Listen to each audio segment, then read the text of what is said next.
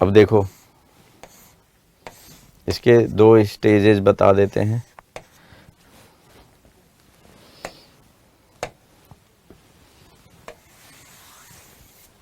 Suppose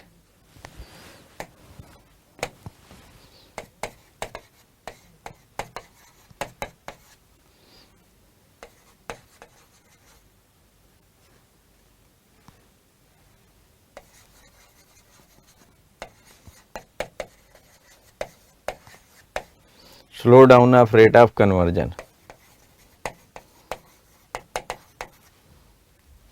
अगर कहीं पर स्लो डाउन हो गया रेट ऑफ कन्वर्जन तो यहाँ से क्या होगी, लेस हीट एनर्जी जनरेट होगी। इस जगह से देखिए यहाँ पर मैंने लिखा slow down of rate of conversion, it means less heat energy emanate, यहाँ से लेस हीट एनर्जी एमनेट, ठीक है ना।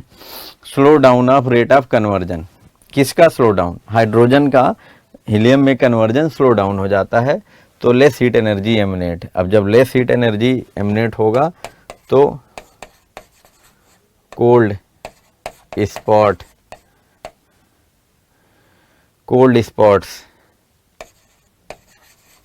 Gate formed on sun's surface. तो सन के सरफेस पे कोल्ड स्पॉट्स बन जाते हैं, विच आर नोन एज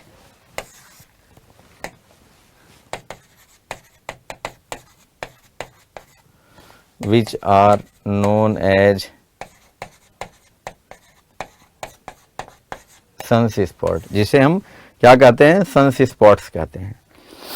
तो less heat energy emanates on the sun's surface, जिसे हम कोल्ड स्पॉट्स कहते हैं सन के सरफेस पे, which are known as sun's spot. तो सन्स स्पॉट इसी को कहते हैं। इस एरो का कोई मतलब नहीं है, इस एरो को हटा देते हैं। तो सन स्पॉट किसे कहते हैं, जो जहाँ पर हाइड्रोजन का हीलियम में कन्वर्जन स्लो डाउन हो जाता है, वहाँ पर लेस हीट एनर्जी एमिनेट होती है, तो सन के सरफेस पर कोल्ड स्पॉट्स बन जाते हैं। उसी कोल्ड स्पॉट्स को हम सन्स स्पॉट्स कहते हैं। सन के सरफेस पर स्पॉट्स कहते हैं बन गए। अब ये सन के सरफेस पर स्पॉट्स जो बनते हैं ये साइक्लिक वे में होते हैं।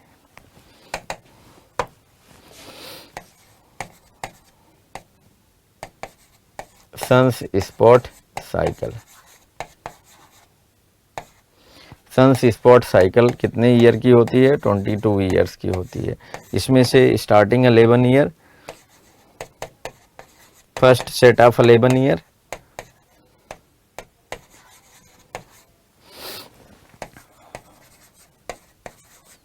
Second set of 11 year, first set of 11 year and second set of 11 year. First set of 11 year में, फर्स्ट सेट ऑफ 11 ईयर में देखो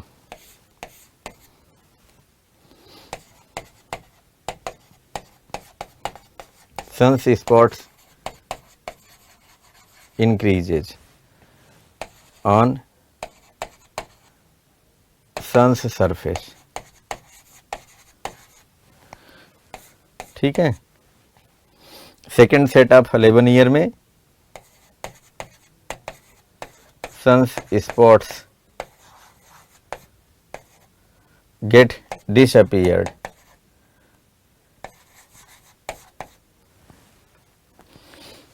ऐसा नहीं कि एक ही दिन में डिसअपीयर हो जाएंगे। Sun's spot disappear, sun's spot disappear from sun's surface, ठीक है ना। तो सन्स स्पॉट जो है डिसअपीयर हो जाते हैं from sun's surface. Sun's spot disappear from sun's surface, sun के सरफेस से सन स्पॉट डिसअपीयर होने लगते हैं सेकेंड सेट ऑफ 11 ईयर में। और फर्स्ट सेट ऑफ 11 ईयर में वो सन्स स्पॉट्स इंक्रीज होते हैं। तो सन्स स्पॉट्स इंक्रीज होने का मतलब कोल्ड पैचेज इंक्रीज होते हैं।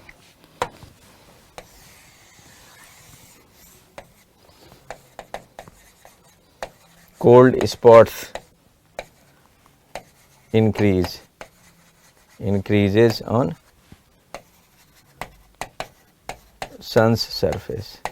ठीक है, तो जो फर्स्ट सेट ऑफ 11 ईयर होता है उसमें cold spots increases on sun surface, और सेकेंड सेट ऑफ 11 ईयर में cold spots disappears from the sun surface. Sun spot का मतलब कोल्ड स्पॉट जो होते हैं सन के सरफेस पर बन जाते हैं। क्यों बन जाते हैं?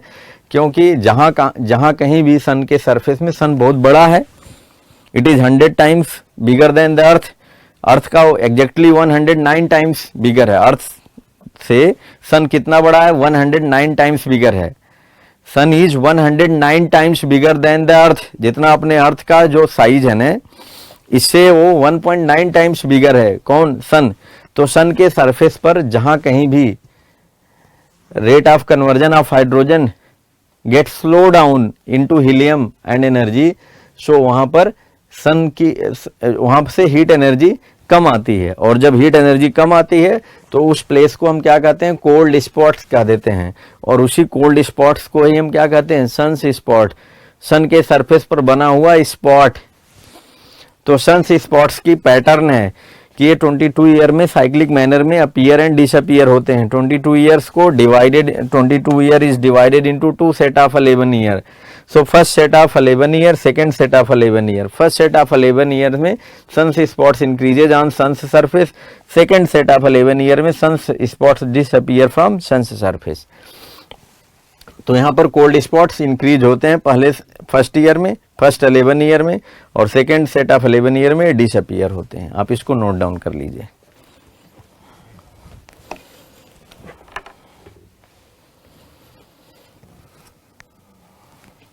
सर सन्स स्पॉट्स कौन सी स्टेज में बनता है? प्रोटोस्टार या सुपरनोवा? सन का जब बर्थ होता है, जब किसी स्टार का बर्थ होता है, तभी से सन्स स्पॉट्स बनने लगते हैं।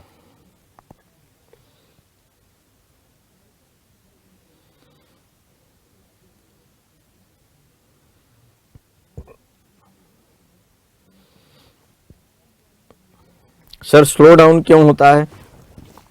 पैटर्न है अपने आप, केमिकल रिएक्शन का कन्वर्जन कभी बढ़ जाता है, कभी घट जाता है, इस तरह का पैटर्न पाया जाता है।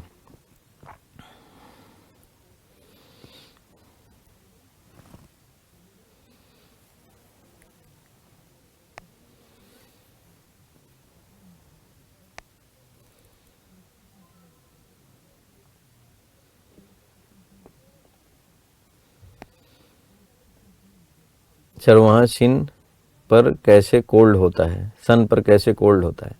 वही बताया तो, overall conversion of hydrogen into helium slow हो जाता है, इसलिए वो वहाँ पर कम हीट एनर्जी बनती है। कम हीट एनर्जी बनती है तो उस प्लेस को हम कोल्डर प्लेस कहते हैं। तो कोल्डर प्लेस का मतलब कोल्ड स्पॉट। उसी कोल्ड स्पॉट्स को हम सन्स स्पॉट्स कहते हैं।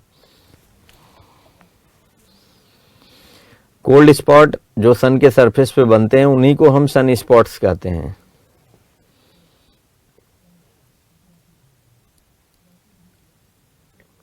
लेस कन्वर्जन क्यों होता है? ये पैटर्न होता है, हर जगह हाइड्रोजन उतना अवेलेबल नहीं होता, हर जगह एक रेट से नहीं चलेगा ना। पूरा सन के सरफेस पर हर जगह हाइड्रोजन का हीलियम में कन्वर्जन का रेट एक ही नहीं होगा, थोड़ा अंतर होगा। तो जहाँ ज़्यादा होगा वो सबसे वहाँ से ज़्यादा हीट एनर्जी आएगी, जहाँ थोड़ा सा भी स्लो हो जाएगा relative to the any another area, उसको हम कहेंगे कि ये थोड़ा कोल्डर है, तो उसी को हम सन स्पॉट्स बोल देंगे। ठीक है, चलो अब आगे बढ़ते हैं। अब इसका एप्लीकेशन क्या है? अब तो सन स्पॉट्स आप जान गए क्या होता है। अब ये कैसे हमारे क्लाइमेट को अफेक्ट करता है? How sun spots affect our climate. How sun spots affect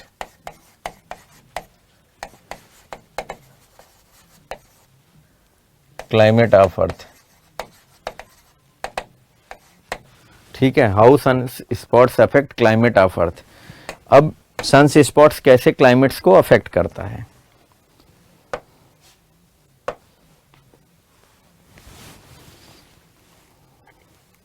तो देखो, एक मैं बनाता हूं सन्स स्पॉट्स हियर, ये सन है, यहाँ पर मैं लिख दे रहा हूँ सन्स स्पॉट हियर, जिस समय सन के सरफेस पर बहुत ज़्यादा स्पॉट्स बन गए हैं। और दूसरा है नॉर्मल सन,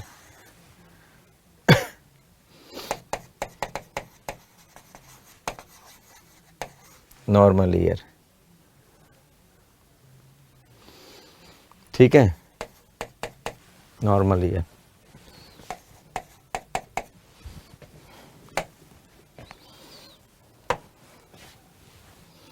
ये सन से आने वाली रेडिएशन है, इधर भी हमने दिखाया सन से आने वाली रेडिएशन है। इसकी बैंडविथ इक्विवेलेंट है, मतलब सेम है। अब सन से आने वाली रेडिएशन में, अच्छा अब आप देखो सन स्पॉट्स में क्या होगा, कोल्डर प्लेसेस ज़्यादा होंगे, more colder places on the earth sun surface, more colder places on sun, ठीक है, more colder places on sun, sun के सरफेस पर ज़्यादा कोल्डर प्लेसेज हैं। और आपको पता है temperature is inversely proportionate to magnetic field, magnetic field का क्या, और टेम्परेचर और मैग्नेटिक फील्ड का क्या इनवर्स रिलेशनशिप होता है। तो सन के सरफेस से मैग्नेटिक रेडिएशंस भी आते हैं, कॉस्मिक रेज भी आती हैं। तो अब देखो जब यहाँ पर ये नॉर्मल ईयर है, मैं इंडेक्स में लिख दे रहा हूँ, चलो इंडेक्स नीचे लिख दे रहा हूँ,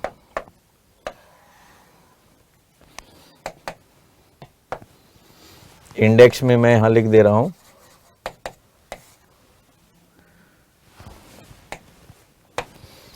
this is for magnetic radiation, ये मैग्नेटिक रेडिएशन के लिए कलर है, और this is for cosmic radiation, ये तो कलर सेम हो जा रहा,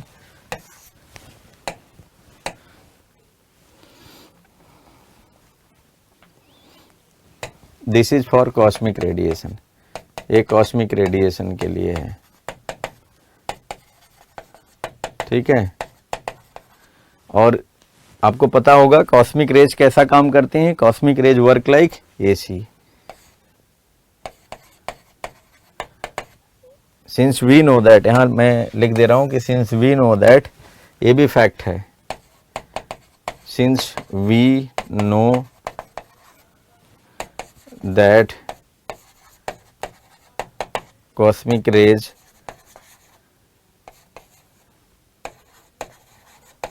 work as AC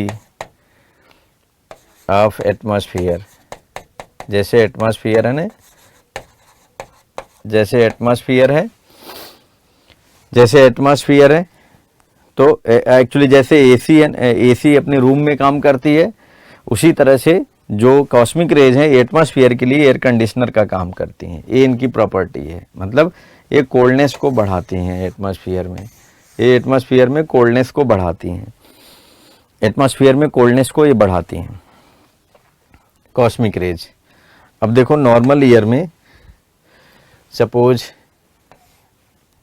ये था कॉस्मिक रेज की बैंडविड्थ, ये कॉस्मिक रेज हैं आ रही हैं, और नॉर्मल ईयर में टेम्परेचर यहाँ पर क्या है, ये नॉर्मल ईयर में टेम्परेचर सन के सरफेस पर हायर है, तो टेम्परेचर हायर होगा तो मैग्नेटिक रेडिएशन वहाँ से कम आएंगी, तो कम मैग्नेटिक रेडिएशन आएंगे, तो lesser magnetic radiation use to comes, lesser bandwidth magnetic radiation use to comes. But in the sun's spots here, more colder places are formed on the sun's surface. सन के surface पर ज़्यादा colder places बने हैं, तो ज़्यादा colder places का मतलब temperature on the sun surface is lower, तो जब टेम्परेचर लोअर होगा तो मैग्नेटिक फील्ड क्या होगा, ज़्यादा होगा, तो ज़्यादा मैग्नेटिक रेडिएशन वहाँ से आती हैं। तो देखो इनकी बैंडविड्थ हमने थोड़ा, इनका बैंडविड्थ की जो विड्थ है हमने ज़्यादा कर दिया, इधर कम था। ये कलर क्या है, मैग्नेटिक रेडिएशन का। और कॉस्मिक रेज तो जितना थी उस समय उतना अब भी रहेंगी, ऐसे आ रही हैं। ठीक, अब ये अर्थ है,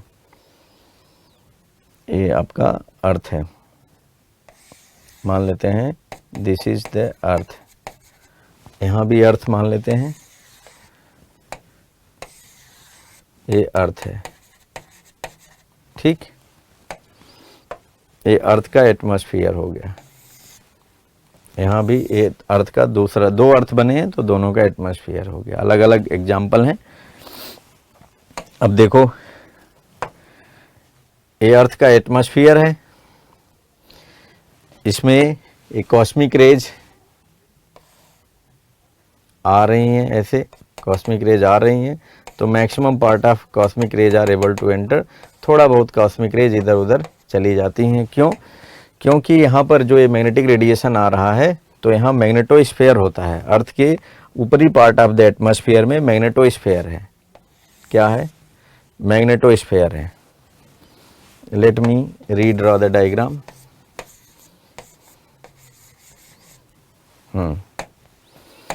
अर्थ का जो ऊपरी पार्ट है यहाँ पर मैग्नेटोस्फीयर है, इसे हम क्या कहते हैं? मैग्नेटोस्फीयर। एक मैग्नेटिक रेडिएशन से बना हुआ यहाँ पर मैग्नेटिक आयंस हैं जो कि कंसंट्रेटेड हैं एटमॉस्फेयर के ऊपर। सन और अर्थ के बीच में यहाँ पर मैग्नेटोस्फीयर है, मैग्नेटोस्फीयर है। ठीक है, अर्थ के अंदर से निकलने वाले मैग्नेटिक रेडिएशन और सन से आने वाली जितने भी मैग्नेटिक रेडिएशन है सब यहीं रुक जाते हैं। तो देखो, अब सन से आने वाली जो मैग्नेटिक रेडिएशन है आ रही है, मैग्नेटिक रेडिएशन आ रही है, तो मैग्नेटोस्फीयर यहाँ पर है एटमॉस्फेयर का, ये आउटर पार्ट है। देखो, ये एटमॉस्फेयर है, यहाँ भी ये एटमॉस्फेयर है।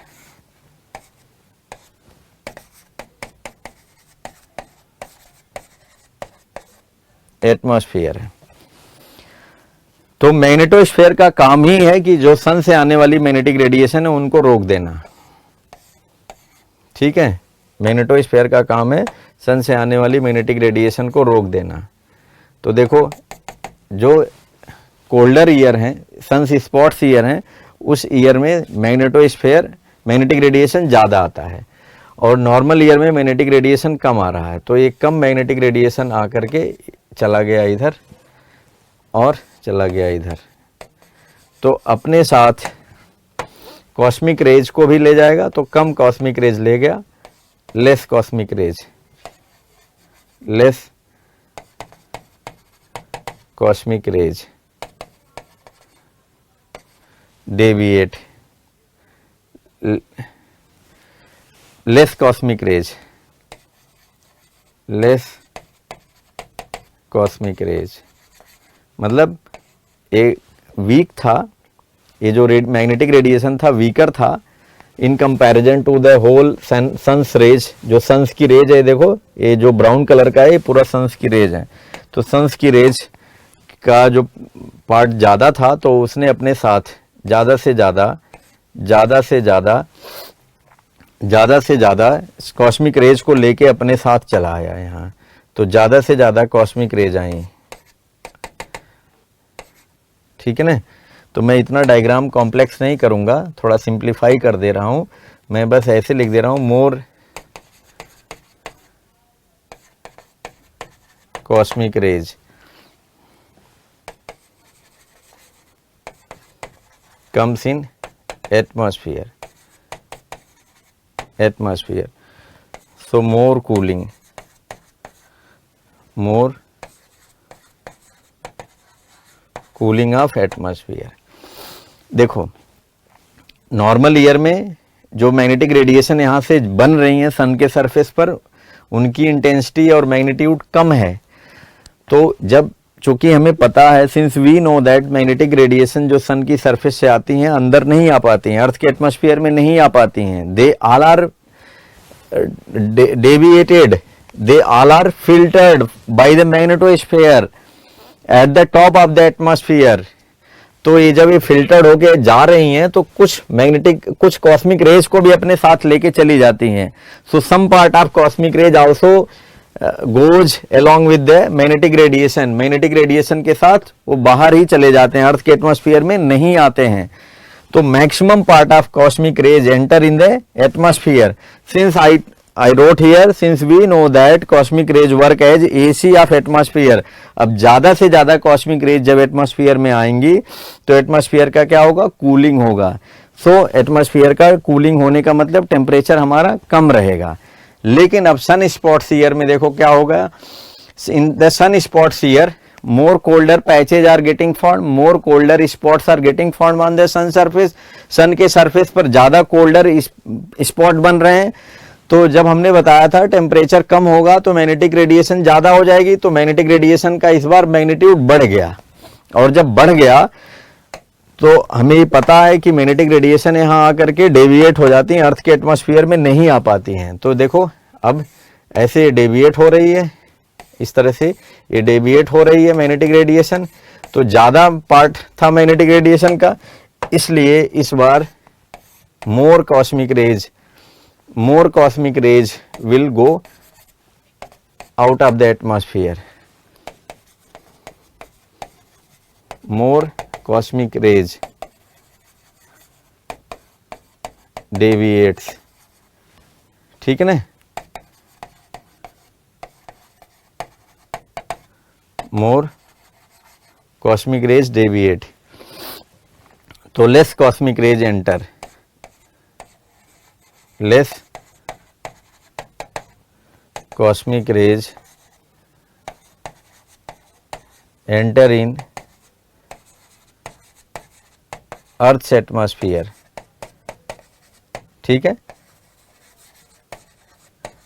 तो देखो अब क्या हो रहा है, less cosmic rays enter in earth atmosphere. तो जब कम कॉस्मिक रेज एंटर कर रही हैं अर्थ के एटमॉस्फेयर में, so less cooling, so less cooling of atmosphere. तो लेस कूलिंग ऑफ एटमॉस्फेयर का मतलब क्या, less cooling of atmosphere means more heating of atmosphere.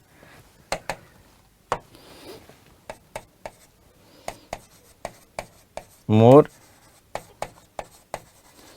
increment in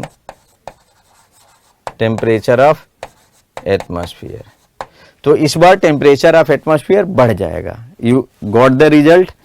देखो हमने यहां पर one by one step by step बताया. I told you what is spots. तो स्पॉट्स कुछ नहीं है, wherever the conversion rate of hydrogen into helium on the sun's surface gets slow down, there the less heat energy emanates. less heat energy मतलब less photon emanates. जब less photon बनेंगे, less heat energy बनेंगी, तो that place on the earth, on the sun surface where this happen is known as cold spots. उसी जगह को हम cold spot कहते हैं और उसी cold spots को हम sun spots कहते हैं. तो ये sun spots बन गया. ठीक है. अब सन स्पॉट्स का भी साइक्लिक मैनर में अपीयरेंस एंड डिसअपीयरेंस होता है. फर्स्ट सेट ऑफ 11 ईयर में, एक्चुअली इनका 22 ईयर का साइकिल होता है. 22 ईयर का cycle is divided into 2 set of 11 year.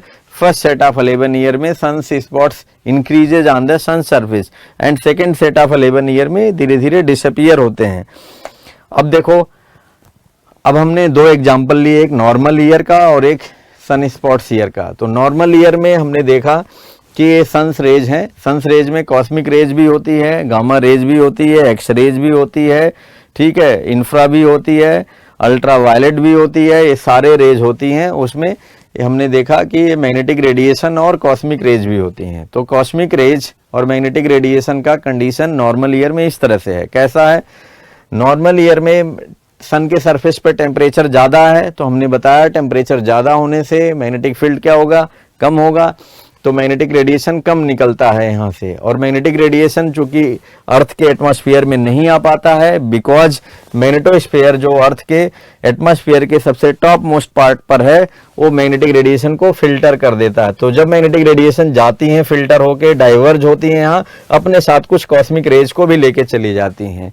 लेकिन नॉर्मल ईयर में मैग्नेटिक रेडिएशन की क्वांटिटी कम है, इसलिए लेस कॉस्मिक रेज को लेके चली जाती हैं। More cosmic rays enter in the atmosphere of the earth, so that's why since cosmic rays work as a air conditioner of the atmosphere, so there is more cooling of atmosphere, इसलिए atmosphere का ज़्यादा cooling यहाँ होता है, तो हमें normal feel होता है। लेकिन अब जब सन स्पॉट्स ईयर हो गए हैं, तो सन स्पॉट्स ईयर में क्या कोल्डर पैचेज ज़्यादा बढ़ गए हैं, कोल्डर प्लेसेज ज़्यादा बन गए हैं सन के सरफेस पर। कोल्डर प्लेसेज का मतलब टेम्परेचर कम हो गया सन के सरफेस पर, तो मैग्नेटिक फील्ड या मैग्नेटिक रेडिएशन बढ़ गए हैं। अब मैग्नेटिक रेडिएशन बढ़ने से ज़्यादा मैग्नेटिक रेडिएशन आएगी, और we know that destiny of magnetic radiation कि they can't enter in the atmosphere of the earth, so those magnetic radiation, more amount of magnetic radiation when get diverted, तो more cosmic rays also get diverted along with the magnetic radiation. मतलब ज़्यादा से ज़्यादा जब ये जो magnetic radiation है सब रोक दी जाती हैं, यहाँ नहीं आ पाती हैं, तो चूंकि इस सन स्पॉट्स ईयर में मैग्नेटिक रेडिएशन स्ट्रॉन्गर है, तो अपने साथ ज़्यादा अमाउंट ऑफ कॉस्मिक रेज लेके ये डाइवर्ट हो जाती हैं, डाइवर्ज हो जाती हैं, तो कम कॉस्मिक रेज बचती है एटमॉस्फेयर में एंट्री करने के लिए, तो कम कॉस्मिक रेज एंटर करती है, इसलिए एटमॉस्फेयर की कूलिंग कम होती है। और जब कम कूलिंग होती है तो हमें एटमॉस्फेयर का टेम्परेचर बढ़ा हुआ मिलता है, और इस बढ़े हुए टेम्परेचर के कारण ही क्लाइमेट चेंज होता है। You got the result? Is it clear? Is it clear to all of you? तो आप इसको नोट डाउन कर लीजिए, then will move ahead. This was much conceptual. Sir, how cosmic rays emit from the sun? Actually that is the part of nuclear physics, उतना detail में नहीं जाना है, अदरवाइज हम लोग चले जाएंगे कहीं और।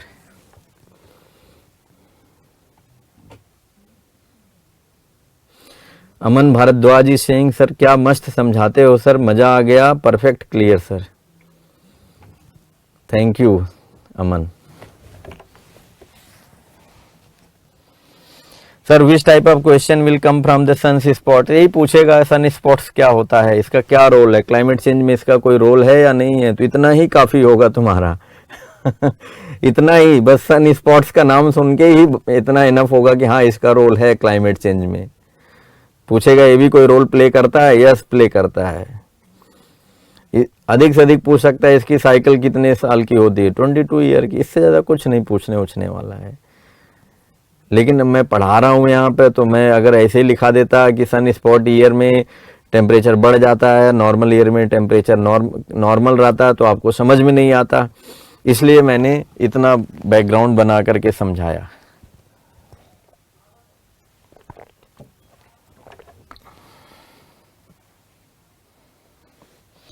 देखिए प्री का एग्ज़ाम है, तो इसमें पूरा आपको थ्योरी व्योरी नहीं लिखना है, नहीं तो मैं यहीं पर पढ़ाते ही रह जाऊंगा, केवल यही चैप्टर हो पाएगा, बाकी नहीं हो पाएंगे। इसलिए आप फोकस्ड रहिए, अपने एग्ज़ाम पर फोकस रहिए।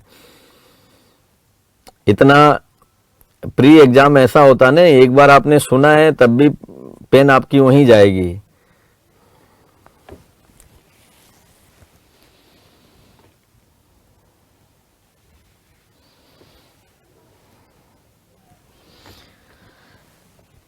सर 2 घंटे 43 मिनट कैसे बीते पता ही नहीं चला थैंक यू।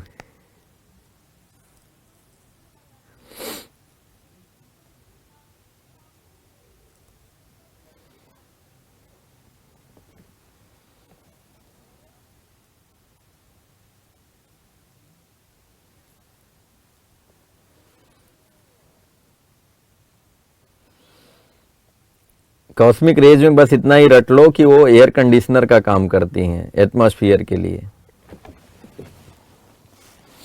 चलो अब आगे बढ़ते हैं। यू ऑल आर सेइंग कि नेक्स्ट स्लाइड, तो नेक्स्ट स्लाइड की तरफ आगे बढ़ते हैं।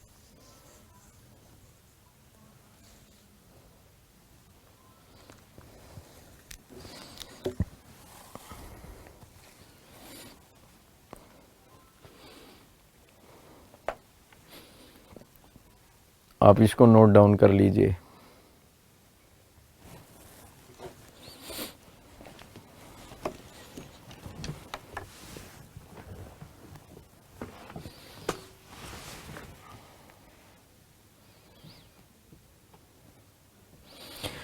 Thank you for appreciation, you all are saying excellent way of explanation and मज़ा आ गया,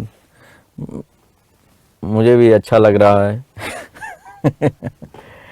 देखो आपके एग्ज़ाम पॉइंट ऑफ व्यू से हमें कट शॉर्ट करना पड़ रहा है, जितना ज़रूरी है उतना ही पढ़ाना है, उससे ज़्यादा नहीं पढ़ाना, नहीं तो आपके लिए नुकसानदायक हो जाएगा। तो दैट्स वाई मैं प्रिसाइज हो करके जितना रिलेवेंट है उतना ही पढ़ा रहा हूँ। अब इतने से आपके क्वेश्चन बन जाएंगे। बस पूछेगा सन स्पॉट, इससे ज़्यादा वो डिटेल में ही नहीं पूछेगा क्या होगा, कैसे होगा, कॉस्मिक है, मैग्नेटिक है, मैग्नेटोस्फीयर है। हाँ, अब ये सब अलग बात है कि आपको अब पता चल गया कि एटमॉस्फेयर का जो सबसे ऊपरी लेयर होता है, वो एटमॉस्फेयर का वो पार्ट नहीं है, एटमॉस्फेयर के ऊपर भी एक लेयर है जिसका नाम मैग्नेटोस्फीयर है। तो आप इससे आप गेस कर लेंगे कि हाँ भैया मैग्नेटोस्फीयर भी कुछ है।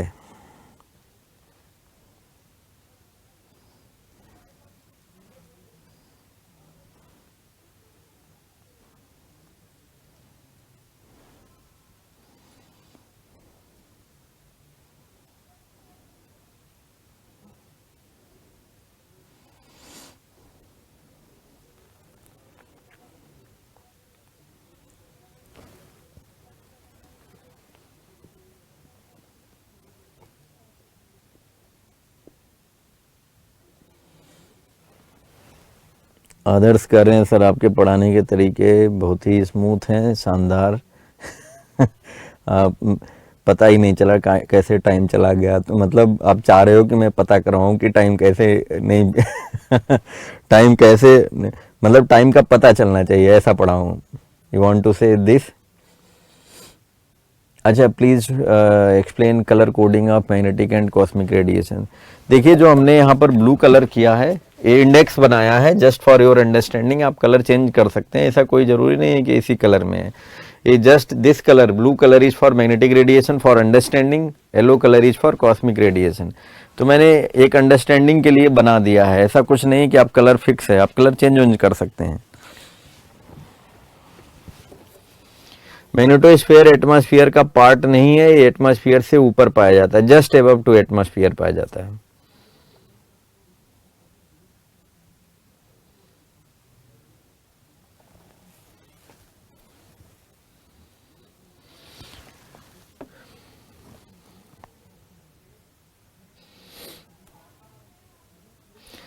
Sir how variable sun theory climate change? Variable sun theory में जैसे जैसे सन बड़ा होता जाएगा ना, तो उसकी इंटेंसिटी, सोलर वहाँ से सनलाइट की जो निकलने वाली जो हीट एनर्जी, उसकी इंटेंसिटी बढ़ती जाएगी। तो इस तरह से वो क्लाइमेट चेंज को बढ़ाता, मतलब टेम्परेचर को बढ़ाता जाएगा, तो क्लाइमेट चेंज होता जाएगा।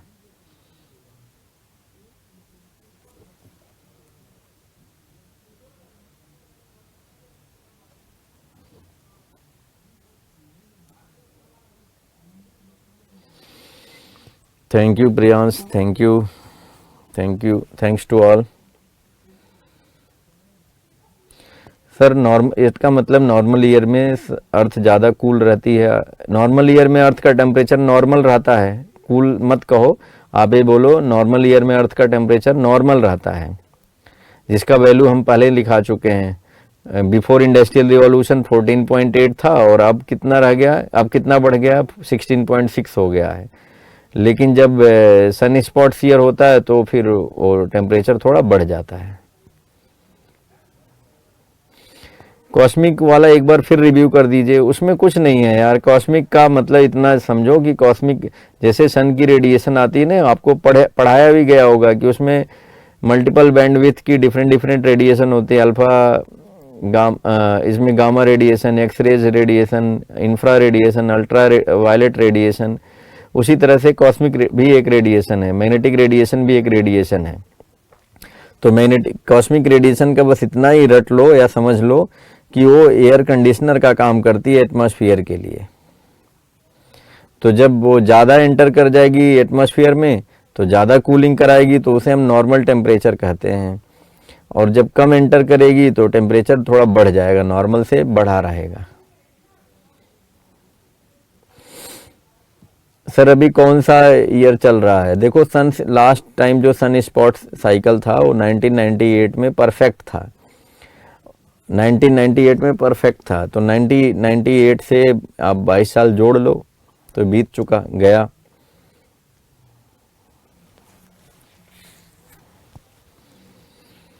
मैग्नेटोस्फीयर पे क्या हो रहा है? मैग्नेटोस्फीयर पर जो ऊपर से आ रही है रेडिएशन, सब मैग्नेटोस्फीयर सबको अंदर अलाउ कर रहा है एटमॉस्फेयर में एंटर करने के लिए, लेकिन मैग्नेटिक रेडिएशन को रोक दे रहा है। और मैग्नेटिक रेडिएशन जब वहाँ रुक रही तो अपने साथ साथ कुछ कॉस्मिक रेडिएशन को भी रोक दे रही हैं, अंदर नहीं आने दे रही हैं एटमॉस्फेयर में। तो जब मैग्नेटिक रेडिएशन ज़्यादा स्ट्रांग है तो ज़्यादा कॉस्मिक रेज को अपने साथ लेके चली जा रही हैं, तो लेस कॉस्मिक रेज एंटर कर रहा है एटमॉस्फेयर में। ठीक है ना?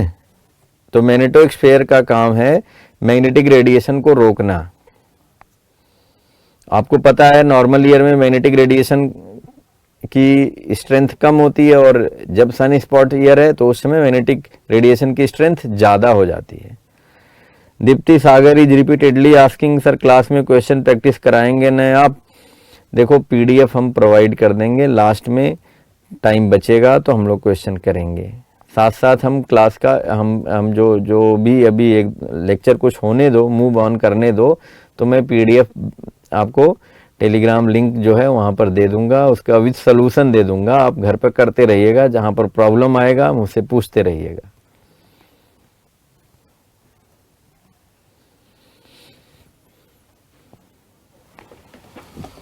सर ये सन स्पॉट साइकिल कंटिन्यूसली चलती है? हाँ चलती रहती है।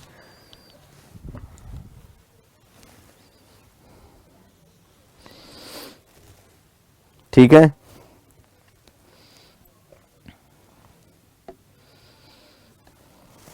चलो अब आगे बढ़ें। Next part.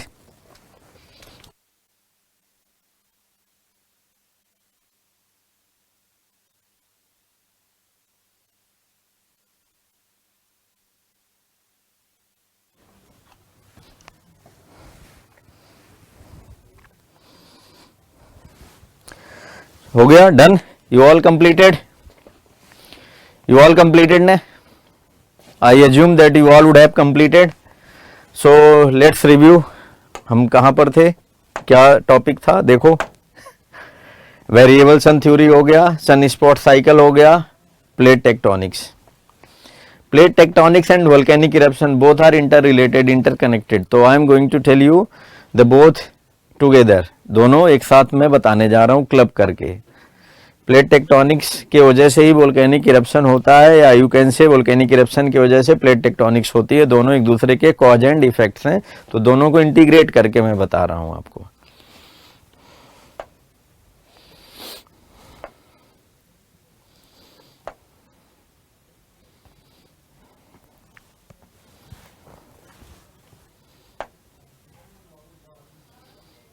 चलो नेक्स्ट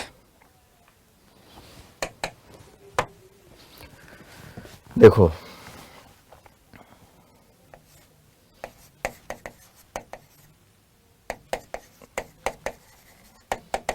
प्लेट टेक्टोनिक्स एंड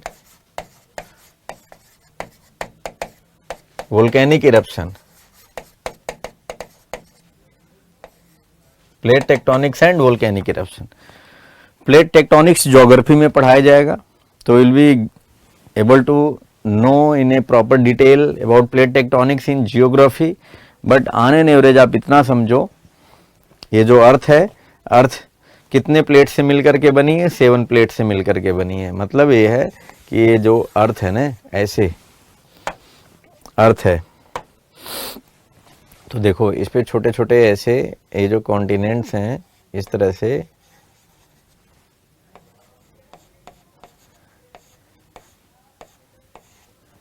ये साउथ अमेरिका है, और ये क्या है?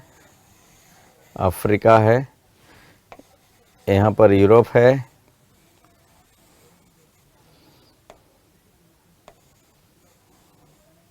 ये इंडिया है अपना, और ये अर्थ थोड़ा सा बड़ा करना पड़ेगा। ठीक है, इंडिया के बाद ऐसे नीचे उतर आएंगे, यहाँ पर ये ऑस्ट्रेलिया है, और फिर ऐसे से गया इस तरह से, इस तरह से ऐसे। ये जापान है, ये इंडोनेशिया, ये फिलीपींस है, और ये यहाँ। अब इसमें अर्थ को, ये देखो यहाँ अंटार्कटिका है, ये अंटार्कटिका है। अब अर्थ को एक राउंड सर्कल में क्लोज कर दो इसको, ये अर्थ है, ये अर्थ है। अब अर्थ पर इस तरह से प्लेट्स बनी हैं, मतलब अर्थ टूटी हुई है, ऐसे इसका सरफेस ऐसे टूटा हुआ है, ठीक, इसका सरफेस ऐसे टूटा हुआ है, ठीक है। इस तरह से आप ऐसे मान लो ये टूटा हुआ है, इसका सरफेस ऐसे टूटा हुआ है, ऐसे टूटा हुआ है, ऐसे टूटा हुआ है। देखो ये वाले जो नाम है, इसका नाम है अंटार्कटिक, अंटार्कटिक, टार्कटिक, अंटार्कटिक प्लेट। ये अंटार्कटिक प्लेट कहाँ से कहाँ तक है? यहाँ से देखो, ये जो आपको ब्राउनिश कलर है ना, ये मैं बोल्ड कर देता हूँ, ज़्यादा कलर इधर उधर करूँगा तो आप कंफ्यूज हो जाएंगे, इसलिए मैं इसी को बोल्ड कर दे रहा हूँ। ये बाउंड्री है, ये प्लेट की बाउंड्री है। ये प्लेट टेक्टोनिक्स ज्योग्राफी में पढ़ा जाएगा, डोंट वरी। ये बाउंड्री है, ये बाउंड्री है, ये प्लेट्स की बाउंड्री, मतलब अर्थ का जो सरफेस है ना, टूटा हुआ है, क्रैक पड़ा हुआ है, दरार पड़ा हुआ है इसमें। तो यहाँ से ऐसे ये अलग अलग है, ऐसे अलग अलग है, ऐसे अलग अलग है। हम ये ऑन एन एवरेज बता रहे हैं अभी, आप इसको जब हम ज्योग्राफी में आएंगे तो और डिटेल में पढ़ाएंगे। अभी बस समझो कि ये टूटा हुआ है, ऐसे टूटा हुआ है, ऐसे ऐसे टूटा हुआ है। तो एक रफ आइडिया हमने दिया आपको। तो ये अंटार्कटिक प्लेट है और ये अफ्रीकन प्लेट है। कौन सी प्लेट? Africa plate. और ये कौन सी प्लेट है?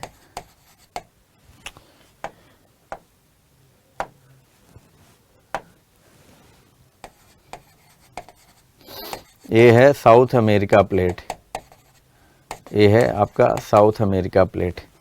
और ऊपर क्या है? North America plate.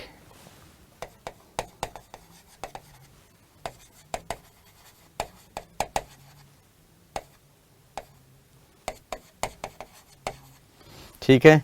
और ये कौन सी प्लेट है? ये है यूरेशियन प्लेट। ठीक। और ये कौन सी प्लेट है? इसका दो नाम है, इंडियन प्लेट और इंडो ऑस्ट्रेलियन प्लेट। इसको दो नाम से जानते हैं, इंडियन प्लेट और इंडो ऑस्ट्रेलियन प्लेट। और इस प्लेट को किस नाम से जानते हैं? Pacific plate, Pacific plate. ठीक है। तो देखो 1 2 3 4 5 6 7। तो earth has been made by 7 plates, 7 major plates. Earth 7 major plate से मिलकर के बनी है। और ये जो हमने बाउंड्री हाईलाइट किया है, these are the what? Disjointed parts. These are the what?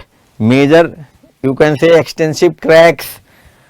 The surface of earth has been divided by these extensive cracks and these extensive cracks are known as boundary of the plates.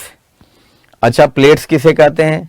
तो ये plate जो अभी आपको geography में पढ़ाऊंगा कि जो solid lithospheric surface है जिस पर हम खड़े हैं, जो सॉलिड क्रस्ट है, अर्थ का सरफेस है, जो सबसे ऊपरी पार्ट है जिस पर हम लोग खड़े हैं, इसी को हम, जो सॉलिड पार्ट है अर्थ का, जो जिस पर हम लोग बिल्डिंग बना करके रह रहे हैं, उसी को प्लेट कहते हैं। अभी बस इतना जानो, आगे और डिटेल पढ़ाऊंगा कि प्लेट क्या होता है। तो solid lithospheric slab is known as plate. लेकिन अभी आप लिथोस्फेयर नहीं जानते हो, तो आप इतना जानो कि solid surface of the earth, solid upper most surface of the earth on which we are living here known as plate, and this plate has been broken into 7 pieces. और ये प्लेट 7 पीसेज में बटी हुई है।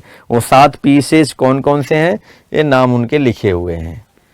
अब जहां जहां boundary है प्लेट्स की, जहां जहां ये बाउंड्री हमने बनाया ना,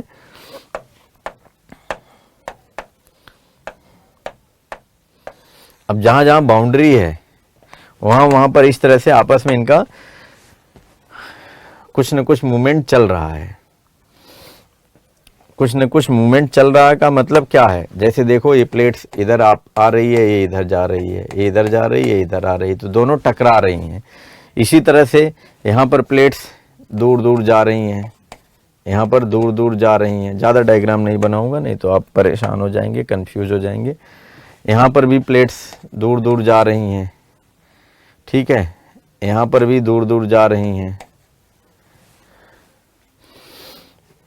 और यहाँ पर देखिए कन्वर्ज हो रही हैं, यहाँ पर दोनों कन्वर्ज हो रही हैं, आपस में टकरा रही हैं। तो इस तरह से यहाँ का सीन है। तो जहाँ पर इस तरह से देखो ऐसे प्लेट्स हैं, ऐसे प्लेट्स हैं। अब आप बोलेंगे प्लेट क्या होता है, तो देखो प्लेट ऐसे होता है। Earth is made by 3 layer, core, mantle, और 3 लेयर से मिलके बनी है ना, core, mantle and crust. Crust सबसे ऊपरी वाला पार्ट है, क्रस्ट। ये जो सबसे अपर मोस्ट पार्ट है that is known as crust, this is known as crust, इसी को क्रस्ट कहते हैं। तो it is in liquid state, ये कौन से स्टेट में है, लिक्विड स्टेट में है। ये कौन से स्टेट में है, सॉलिड स्टेट में है। ये क्या है, सॉलिड एंड लिक्विड दोनों में है, बट मोर और लेस आप कह सकते हैं सॉलिड, आप कह सकते हैं solid, but in detail when will go तो will say solid and liquid both. लिख दूं भैया, नहीं तो आप लोग एज इट इज इसे ले लोगे और बोलोगे कि इसने गलत पढ़ाया है, ठीक। तो सॉलिड कम लिक्विड, सॉलिड कम लिक्विड। यार मार्कर क्यों नहीं चल रहा ठीक से, सॉलिड कम लिक्विड, ठीक है। तो ये सॉलिड कम लिक्विड है, ये वाला पार्ट सॉलिड कम लिक्विड। कोर सॉलिड कम लिक्विड है, मेंटल लिक्विड है, क्रस्ट सॉलिड है। क्लियर। तो ये हमारी अर्थ है। अब ये जो ऊपर वाला क्रस्ट है यही ब्रोकन है इनटू 7 पीसेज में, 7 पीसेज में ब्रोकन है, ठीक। अब नेक्स्ट स्लाइड में मैं अब बताने जा रहा हूं कि जहां जहां प्लेट की बाउंड्री आपस में टकराती हैं या डाइवर्ज हो रही हैं वहां से वोल्केनो इरप्ट होता है। वोल्केनो का मतलब ये जो मेंटल में जो मटेरियल है, लिक्विड मटेरियल है, तो इसे हम मैग्मा कहते हैं, magma.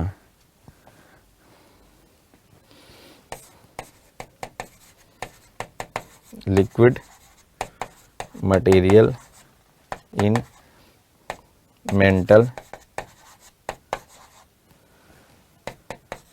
is known as magma. Liquid material in mantle is known as magma. जो लिक्विड मटेरियल मेंटल में है उसे हम क्या कहते हैं, मैग्मा कहते हैं। Liquid material in mantle is known as magma. अब इस मटेरियल का जो टेम्परेचर है बहुत ज़्यादा है। द टेम्परेचर ऑफ इनसाइड, देखो यहाँ पर सॉलिड कम लिक्विड हमने दोनों लिखा है।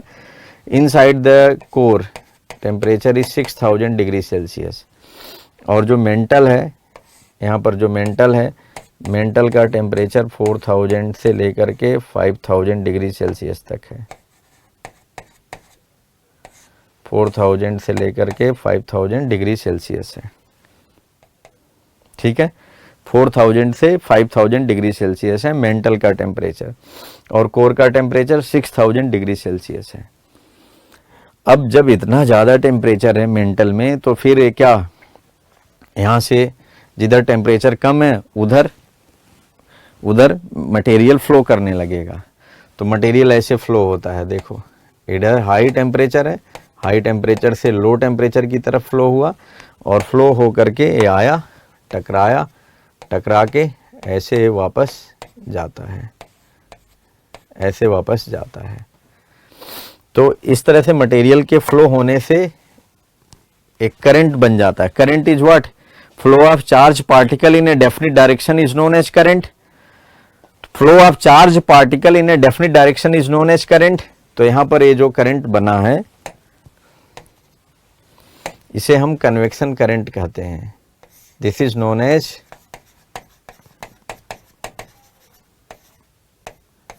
अब मैं टॉपिक से थोड़ा डेविएट हो रहा हूं समझाने के प्रोसेस में। इसे हम कन्वेक्शन करंट कहते हैं। कन्वेक्शन क्यों? क्योंकि हीट का ट्रांसफरेंस कितने मैकेनिज्म से हो सकता है? Conduction mechanism.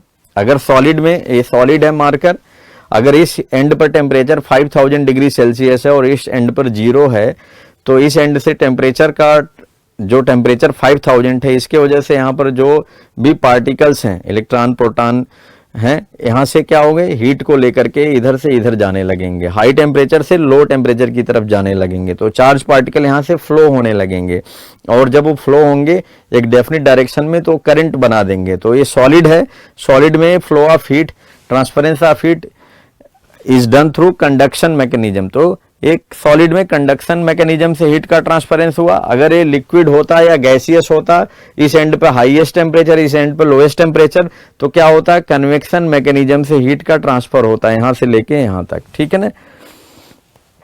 और कंडक्शन में आप जानते ही हैं कि जब हीट हम यहां देंगे तो जो मॉलिक्यूल्स हीट रिसीव करेगा वो अपने नेबरिंग को देगा, नेबरिंग नेबरिंग को, नेबरिंग नेबरिंग को, और इस तरह से हीट इस एंड पर आ जाएगी।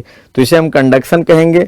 कन्वेक्शन में क्या होता है, जो सॉलिड, जो गैसियस और लिक्विड में पाया जाता है, जब हम हीट इस एंड पर देंगे तो जो रिसीवर मॉलिक्यूल होगा हीट एनर्जी को रिसीव करेगा, same molecules will be carrier of the heat energy और यहां से हीट को लेकर के इस एंड पर जाएगा।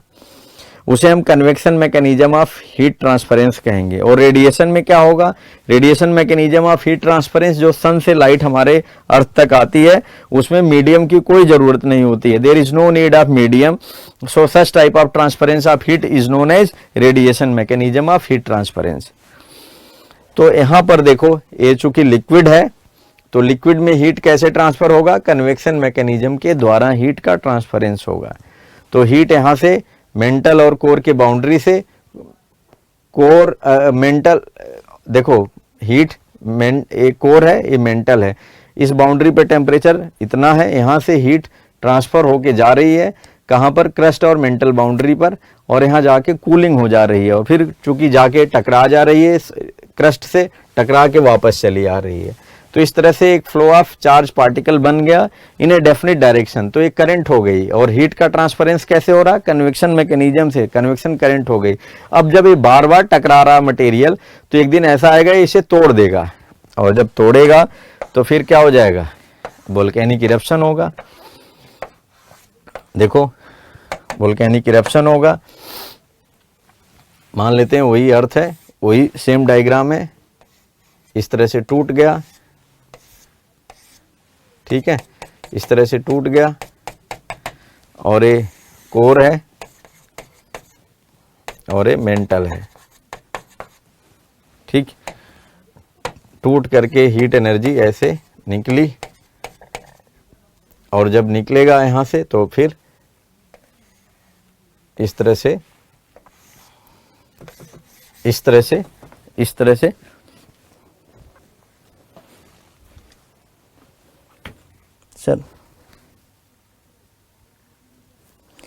Sir no audio, okay.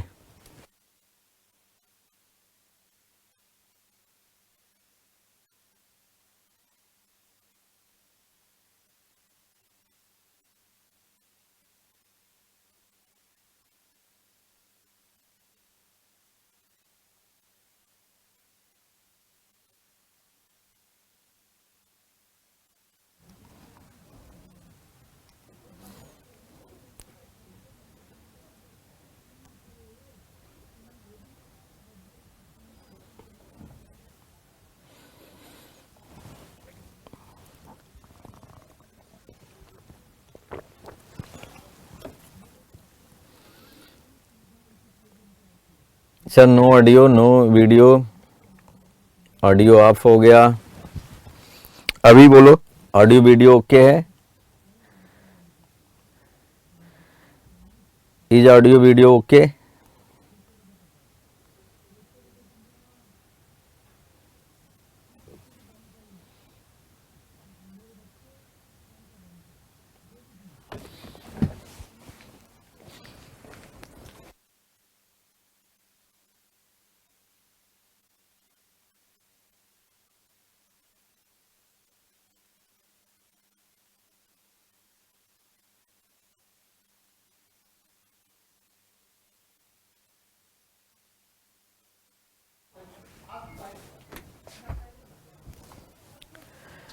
Is it okay?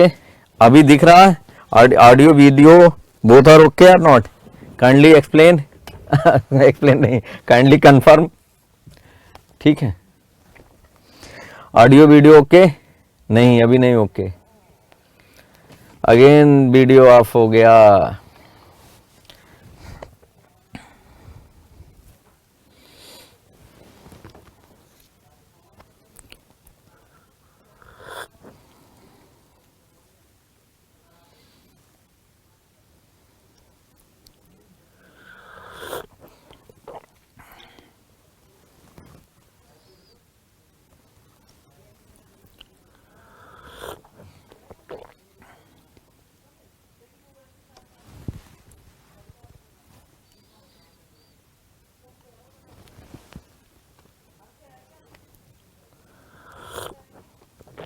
Three times video off. Okay, no worry, don't worry. I will explain once again. अब don't worry, I will explain. Let the system be appropriate. एक बार screen को सही होने दीजिए। अब तो ठीक है ना? ऑडियो वीडियो ठीक आ रही है? Am I audible? Kindly confirm about audio video. एक बार ऑडियो वीडियो स्टेबल हो जाए तो मैं फिर से एक्सप्लेन करूं।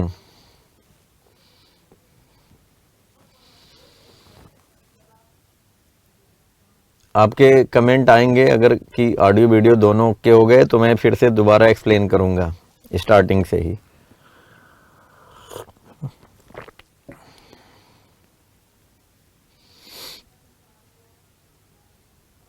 वीडियो ऑफ नहीं, वीडियो भी ठीक हो गया है। अब तो ऑडियो वीडियो दोनों ओके हो गए हैं।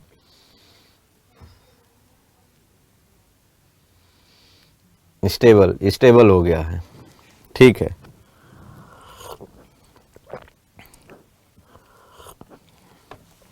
चलो let's start, let's review once again.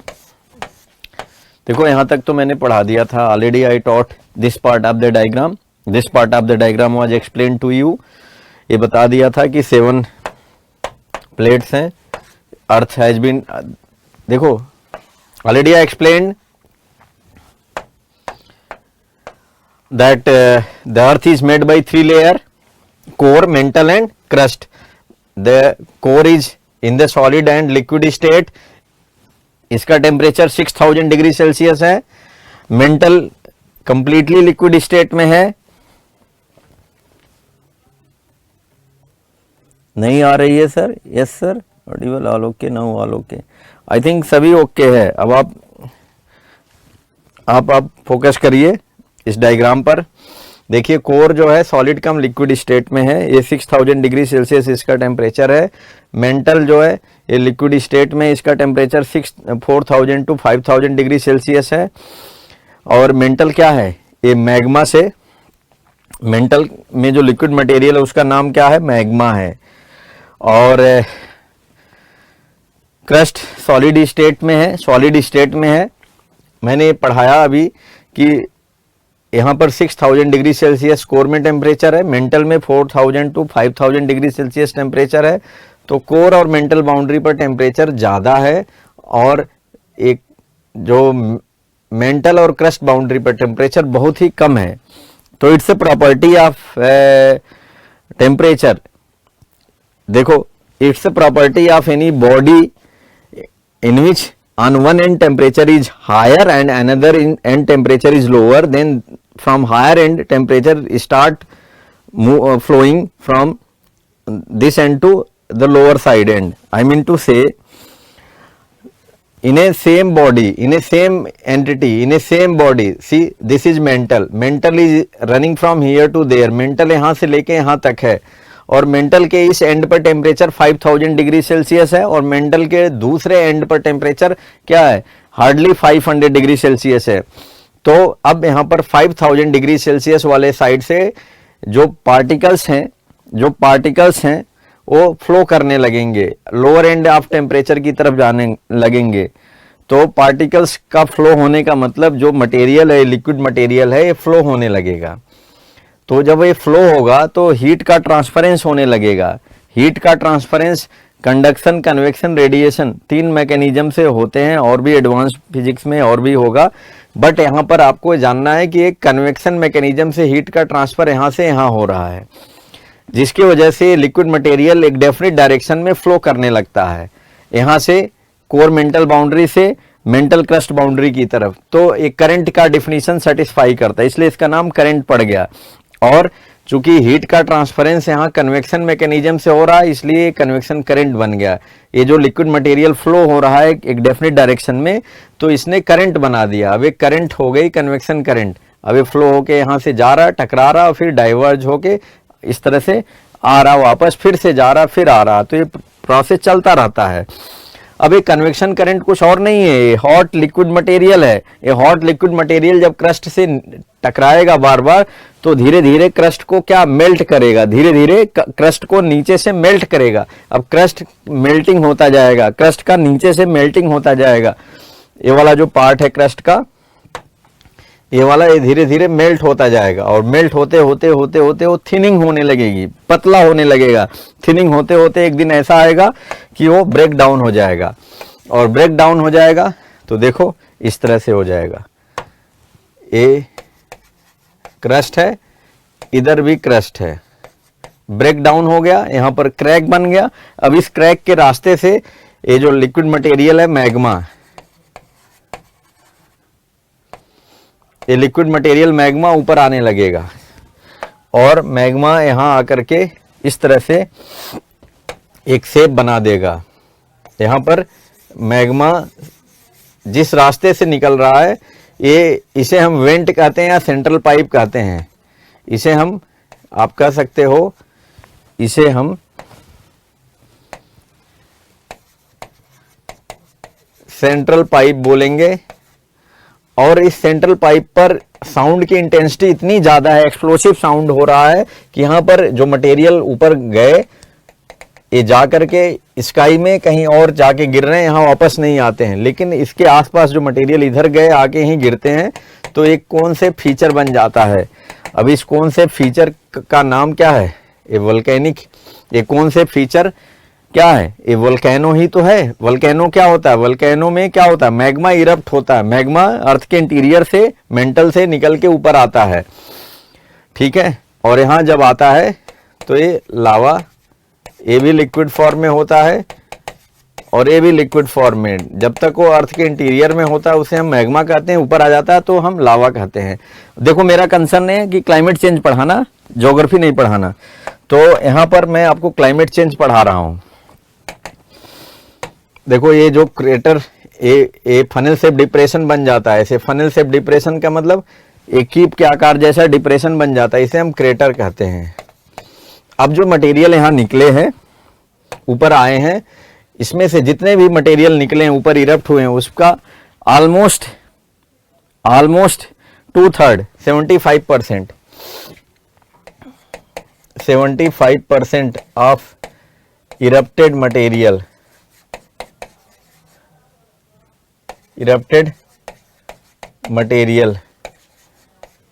at time of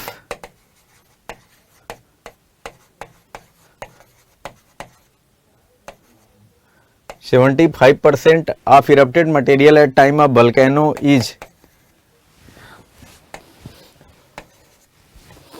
75% of erupted material at time of volcano is in gaseous form,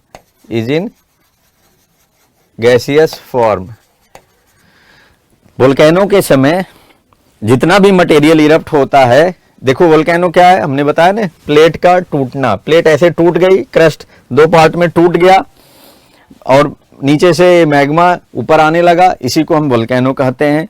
अब वोल्केनो में क्या होता है, जितना भी मटेरियल इरप्ट हुआ है उसका 75% मटेरियल किस फॉर्म में होता है, गैसियस फॉर्म में होता है, gaseous form, and 90% of it is water vapour, और इसका 90% क्या है, वाटर वेपर है। 90% क्या है, वाटर वेपर है। और वाटर वेपर क्या है,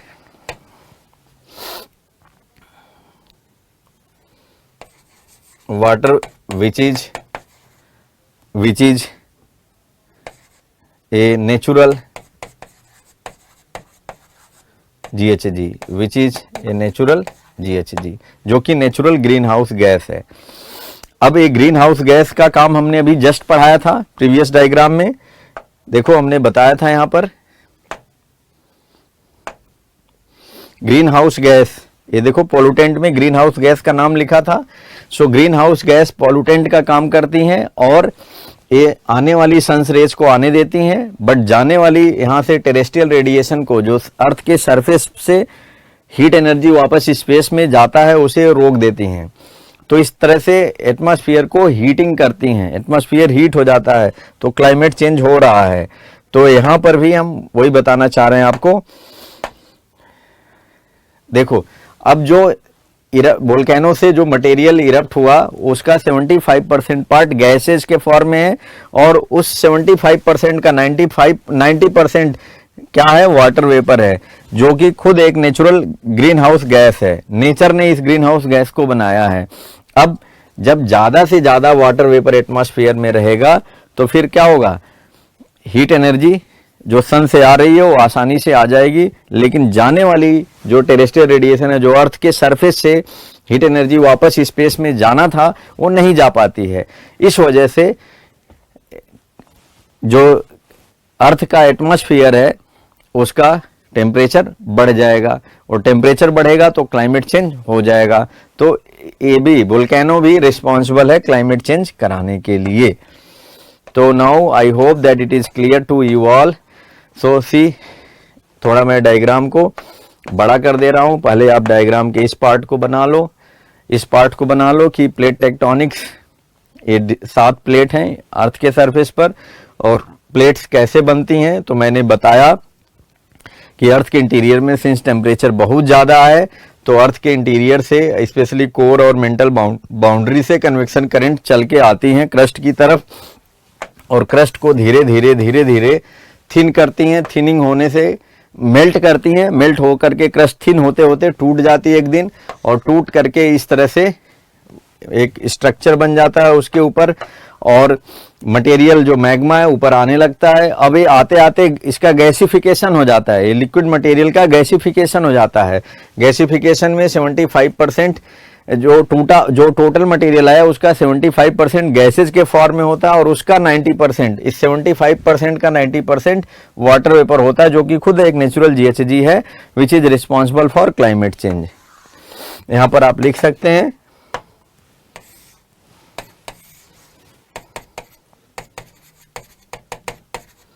which is responsible for climate change.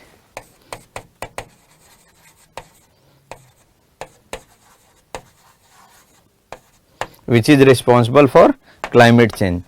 A natural GHG responsible for climate change. ठीक है ना? तो you may note down. आप इसको नोट डाउन कर लीजिए, देन विल मूव अहेड। इसको नोट करिए, then will move ahead on the next part.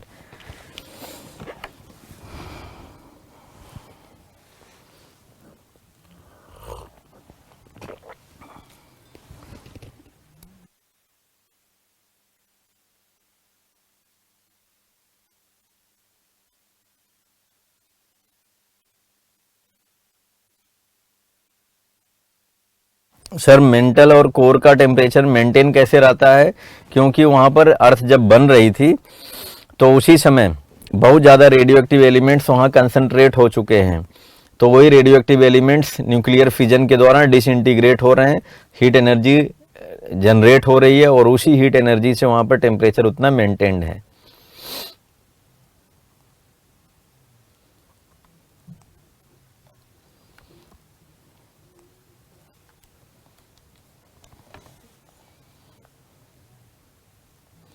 अब यहाँ से फटाफट निकलते हैं, नेचुरल फैक्टर हो गया, नेचुरल में बहुत ज़्यादा हम कॉन्सेप्चुअल था इसलिए I given this much time. अब इसके बाद में निकल करके हम आते हैं नेक्स्ट पार्ट में, मैन मेड में।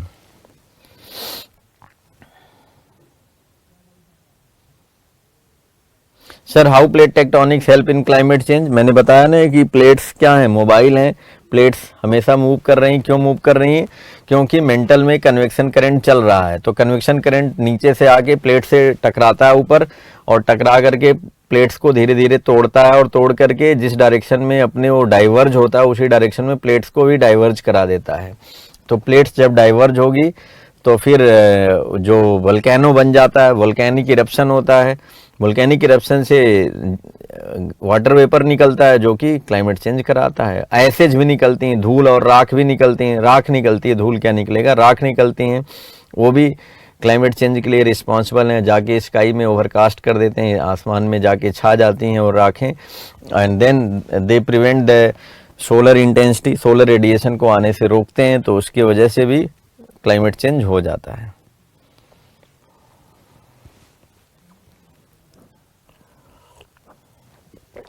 सर कौन स्ट्रक्चर एक्सप्लेन करें प्लीज़। कौन स्ट्रक्चर वहाँ पर एक्सप्लेन करने की बहुत ज़्यादा ज़रूरत नहीं है, ज्योग्राफी नहीं है।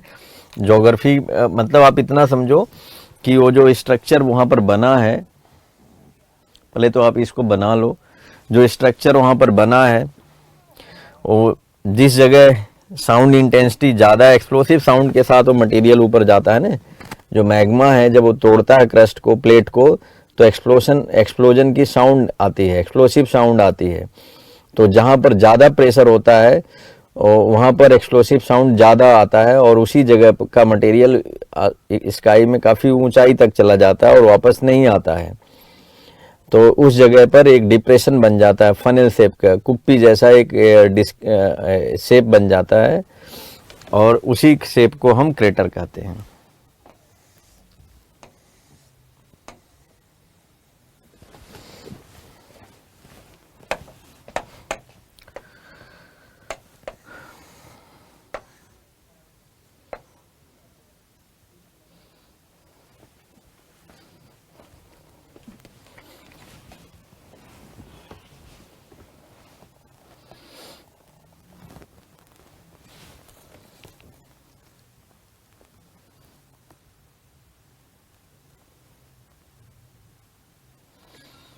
हाँ हाँ definitely I will increase the speed. अभी स्पीड बढ़ा रहा हूँ, डोंट वरी, अब तो हो गया सारा, अब स्पीड बढ़ना ही बढ़ना है।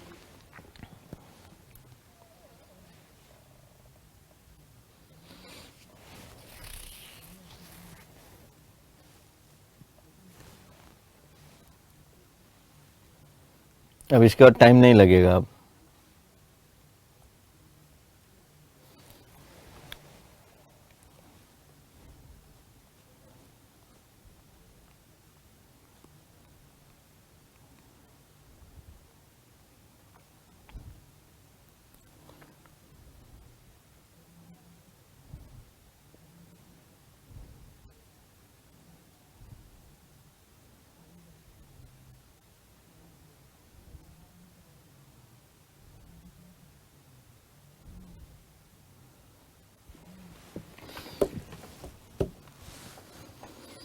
सर ये प्लेट्स पर क्रैक मार्क है क्या? Yes sir, full form of GKG. GKG नहीं है, वो ग्रीन हाउस गैस है। देखो ये जीकेजी नहीं है भैया, ये है आपका ग्रीन हाउस गैस, ठीक है ना, ये ग्रीन हाउस गैस है। GHG का मतलब ग्रीन हाउस गैस है।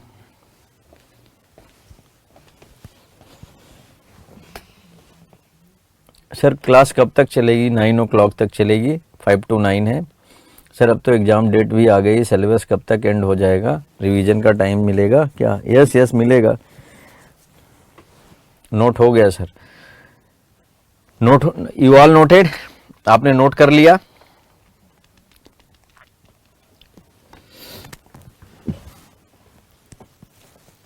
चलिए, I assume that you all noted. तो हमने कॉजेज पढ़ लिया, कॉजेज ऑफ क्लाइमेट चेंज हम लोगों ने पढ़ लिया। अब आगे बढ़ते हैं। I assume that you all would have noted, आपने नोट कर लिया? यस। तो देखो अब कॉजेज हो गए, अब नेक्स्ट पार्ट हम लोग रिव्यू कर लेते हैं। नहीं, यहां से नहीं रिव्यू होगा। देखो हमने कॉजेज पढ़ लिए, अब फंडामेंटल ऑफ क्लाइमेट चेंज हो गए, कॉजेज ऑफ क्लाइमेट चेंज हो गए। अब एविडेंसेज ऑफ क्लाइमेट चेंज पढ़ लेते हैं। एविडेंसेज ऑफ क्लाइमेट चेंज, ये बहुत छोटा है, ज़्यादा इसमें कुछ है नहीं। इम्पैक्ट लेंदी है और सोल्यूशन लेंदी है, तो इम्पैक्ट और सोल्यूशन कल पढ़ेंगे, एविडेंसेज आज पढ़ लेते हैं। बहुत ही कुछ पॉइंट्स हैं जिनको हमें नोट डाउन करना है। तो evidences of climate change, evidences of climate change, तो हम लोग अभी तक कॉजेज, अच्छा देखो कॉजेज में हम अभी पूरा ये मैन मेड क्यों नहीं पढ़ा रहा हूँ, क्योंकि अभी जब हम इम्पैक्ट में आएंगे ना, ये देखो आपने energy generation, thermal power plant, industrialization, transport, deforestation, construction industries, use of gadgets like AC, refrigerator etcetera, इनका बस नाम ही जानना एनफ है। थर्मल पावर प्लांट से आपको पता है कि कोयले को बर्न आउट किया जाता है, when coal is burned in the thermal power plant, तो वहाँ से SO2, CO2, CS4 all use to emit. तो मैं इम्पैक्ट में पढ़ाऊंगा, जो इम्पैक्ट वाला हेडिंग था ना, इम्पैक्ट ऑफ क्लाइमेट चेंज, वहाँ पर ये सब आ जाएंगे। इंडस्ट्रियलाइजेशन, इंडस्ट्री लगाने से भी वही सेम इश्यूज आते हैं। ट्रांसपोर्ट, व्हीकुलर एयर पॉल्यूशन से भी एयर पॉल्यूटेंट निकल के एयर में आते हैं। डिफॉरेस्टेशन, पेड़ को कट करने से, डिफॉरेस्टेशन करने से, प्लांट कटिंग से भी क्या होगा, प्लांट को या तो हम कट कर दें या तो हम उसे बर्न कर दें, दोनों तरह से डिफॉरेस्टेशन होता है, तो उससे भी एयर पॉल्यूशन बढ़ जाएगा, जिससे क्लाइमेट चेंज हो जाएगा। Construction industries like cement industries या और भी जो इंडस्ट्रीज हैं, जैसे बिल्डिंग्स भी बनाना है कंस्ट्रक्शन इंडस्ट्री में, वो भी आता है, ठीक है। तो इसके वजह से भी जो एयर पॉल्यूटेंट रिलीज होते हैं वो भी क्लाइमेटिक चेंज कराने में रिस्पॉन्सिबल होते हैं। Use of gadgets like air conditioner, refrigerator, micro oven etcetera, यहाँ से भी HFC निकलते हैं, HFC CFC निकलते हैं, ये भी क्लाइमेट चेंज कराते हैं, या तो ओजोन को डिस्ट्रक्ट करके या तो ये जो कंपोजिशन है एयर का इसको डिस्टर्ब करके। तो इसको कुछ ऐसा कॉन्सेप्चुअल नहीं है, फैक्ट है, केवल इनका नाम ही जानना एनफ है, इसलिए इस साइड को हम एलोबरेट नहीं कर रहे हैं। इसमें कॉन्सेप्ट था, इसको हमने एलोबरेट किया, क्योंकि इसमें आपको बिना पढ़े कुछ हो नहीं पाता। यहाँ पर आप जानते हो केवल नाम कौन कौन से रिस्पॉन्सिबल हैं, ये रिस्पॉन्सिबल हैं किसके लिए, क्लाइमेट चेंज के लिए, ठीक है। अब इनका फर्दर डिटेल आगे आ जाएगा, जैसे जैसे हम ग्रीन एनर्जी पढ़ेंगे वहाँ पर भी मिलेगा हमें, ठीक है। एनर्जी जनरेशन वाला पॉइंट ग्रीन एनर्जी से जब हम कंपेयर करेंगे तो पता चल जाएगा कि ग्रीन एनर्जी क्यों रिक्वायर्ड है, क्यों थर्मल पावर प्लांट, अब हम धीरे धीरे इससे हम हट करके न्यूक्लियर एनर्जी की तरफ जा रहे हैं।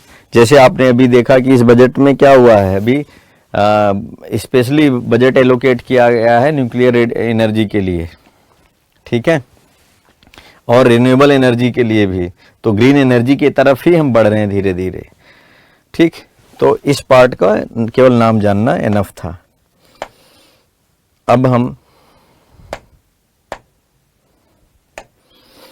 अब इसके बाद हम लोग आ रहे हैं evidences of climate change, evidences of climate change.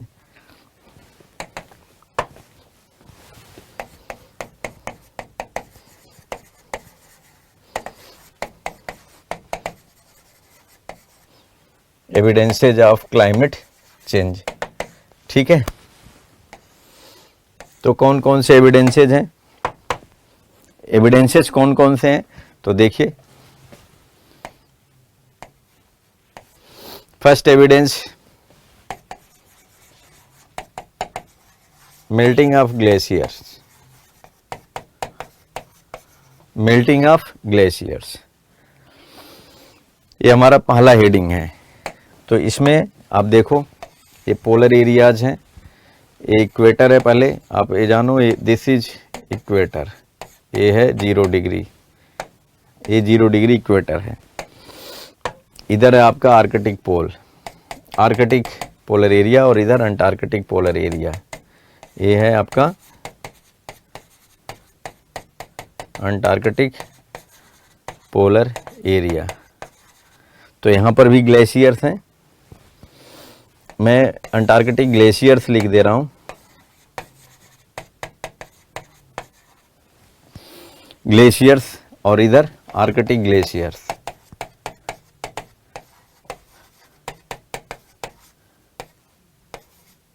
ठीक है।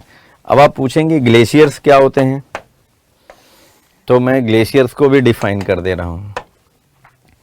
जैसे आपने देखा होगा कि सपोज ये माउंटेन है, इस तरह से माउंटेन है,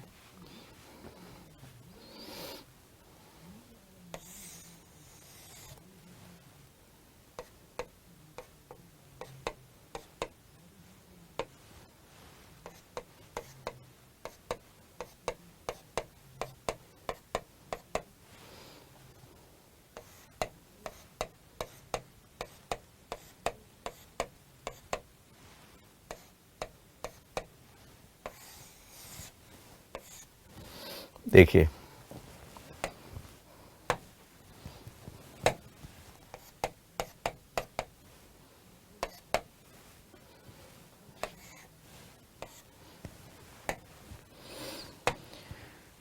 suppose this whole is the ice, ये आइस यहाँ जमा है, ये आइस जमा है यहाँ से, और ये माउंटेन है, ये पीक ऑफ द माउंटेन है, पीक ऑफ माउंटेन।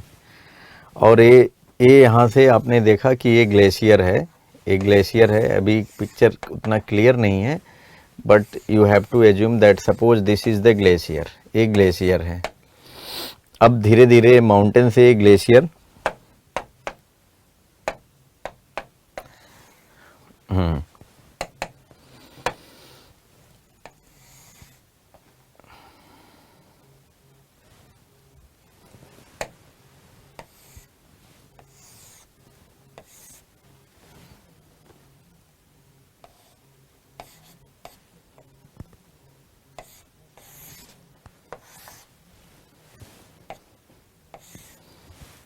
देखिए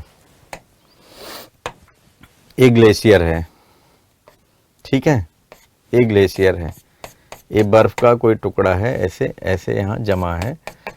तो अब धीरे धीरे ये उतरेगा। जब सपोज ड्यूरिंग विंटर सीजन, ये माउंटेन का बेस है, ठीक है ना, base of mountain, base of ये माउंटेन है, और ये ग्लेशियर है, ये आइस है, मतलब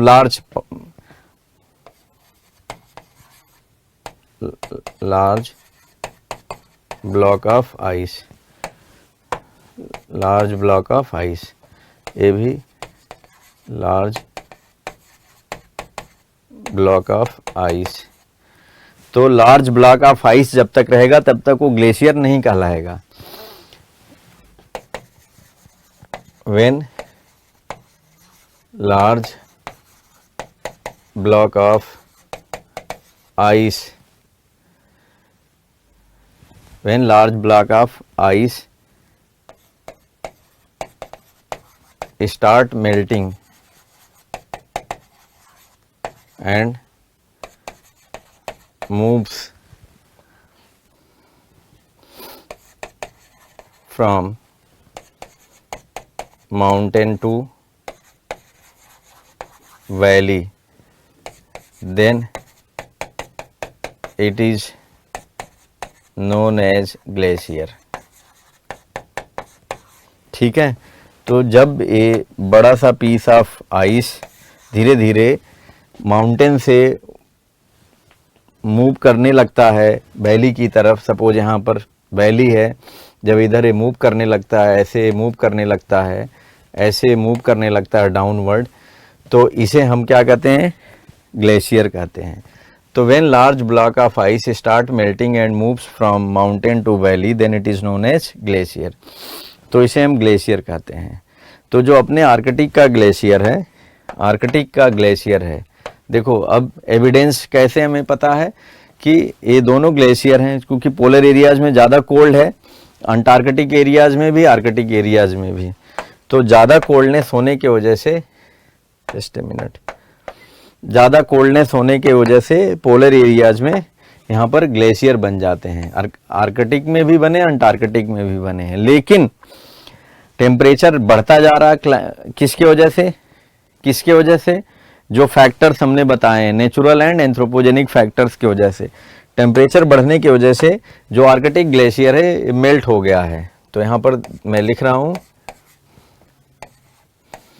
एविडेंस में लिख रहा हूँ, एविडेंस में 3/4 part of Arctic glacier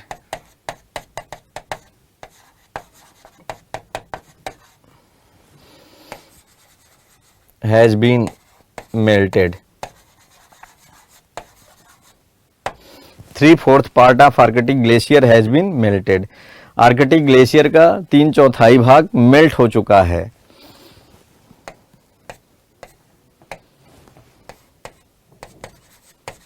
which indicate climate change, which indicate climate change and global warming, जो बता रहा है कि climate change and global warming हो रहा है।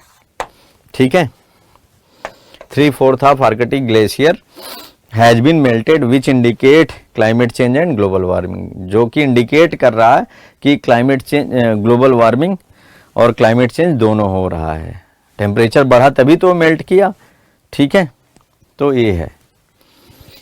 तो when large block of ice start melting and move from mountain to valley then it is known as glacier. तो इसी को हम ग्लेशियर कहते हैं।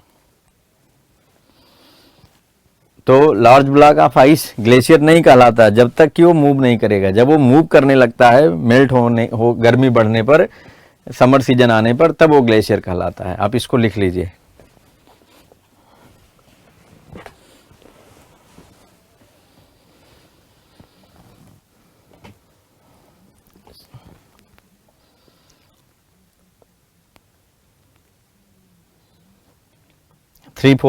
तो first evidence of climate change is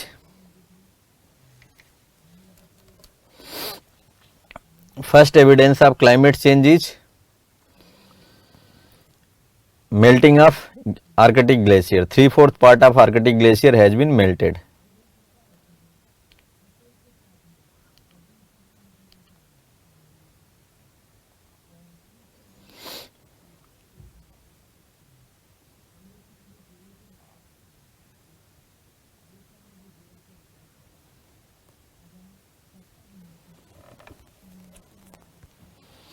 sir class कब तक होगी? बस 15 मिनट और।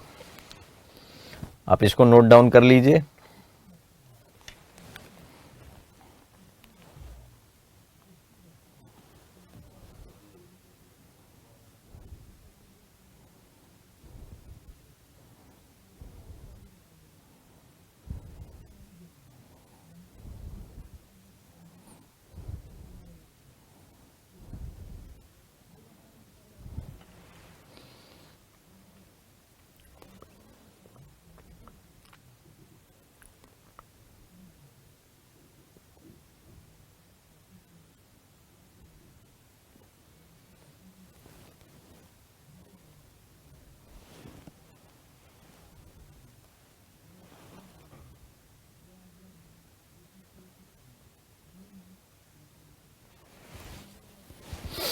सर ये 4 मॉड्यूल कंटिन्यूएशन में चलेंगे? हाँ, जैसे मैंने लिखा उसी सीक्वेंस में चलेंगे। Melting of Arctic glacier, yes, Arctic glacier का 3/4 भाग मेल्ट हो गया है। हाँ, it is matter of concern, ये चिंता का विषय है कि इतना ज़्यादा मेल्ट हो गया है, तो इसलिए हम लोग खतरे में हैं। तभी तो ये ग्लोबल वार्मिंग, क्लाइमेट चेंज का वर्ड आप बराबर सुनते हैं। और इसी के लिए अभी पहले क्योटो प्रोटोकॉल हुआ था, उसको हम यूएसए ने विड्रॉ कर लिया साइन करके, बोला कि पहले ग्रीन हाउस गैसेज घटाएंगे, फिर बाद में हट गया पीछे। और अभी पेरिस एग्रीमेंट साइन किया गया था 2015 में, और 2020 से वो एक्टिव हो गया था। मतलब हम लोग ट्राई कर रहे हैं ग्रीन हाउस गैस इमिशन को कट करने के लिए, लेकिन उसको करने के प्रोसेस में इंडस्ट्रियल ग्रोथ को कंप्रोमाइज़ करना पड़ेगा, इंडस्ट्रियल ग्रोथ को स्लो करना होगा। इसलिए ट्रंप आते ही अभी 20 जनवरी 20 जनवरी को जब ओथ लिया ट्रंप ने, उसके अगले दिन ही बोल दिया कि हम विड्रॉ करेंगे, हम पेरिस क्लाइमेट एग्रीमेंट को नहीं मानेंगे, हम अपनी इंडस्ट्री के ग्रोथ को बढ़ावा देंगे, हम नई इंडस्ट्री के ग्रोथ को घटाएंगे, हमें क्लाइमेट चेंज से कोई लेना देना नहीं। तो इसलिए अब पूरी वर्ल्ड, पूरी दुनिया चिंतित है। सर आर्कटिक ग्लेशियर भी, अंटार्कटिक ग्लेशियर भी मेल्ट हो रहा है। हाँ वो भी मेल्ट हो रहा है, लेकिन वो कम हो रहा है, आर्कटिक बहुत ज़्यादा हो गया। ठीक है,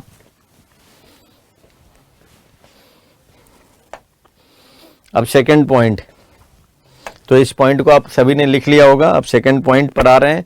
second point of evidence,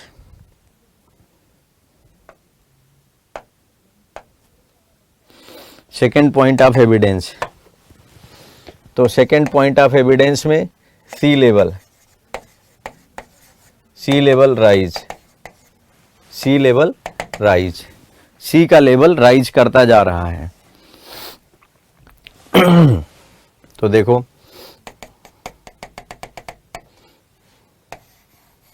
suppose ये इंडिया है, सपोज ये इंडिया अपना, ठीक है। तो सी लेवल, ये सी लेवल है, सी लेवल, इसके नीचे पानी है, दिस इज द वाटर। हाँ ये वाटर है।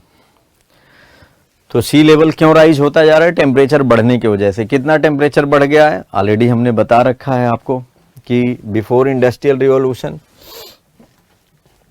मैंने ऑलरेडी बता रखा है कि before industrial revolution temperature was this much. अब कितना हो गया बढ़ के? 16.6 डिग्री सेल्सियस। तो how much increment? 1.8 degree Celsius का इंक्रीमेंट हो चुका है। तो 1.8 डिग्री सेल्सियस का टेम्परेचर में इंक्रीमेंट होने की वजह से ये जो water,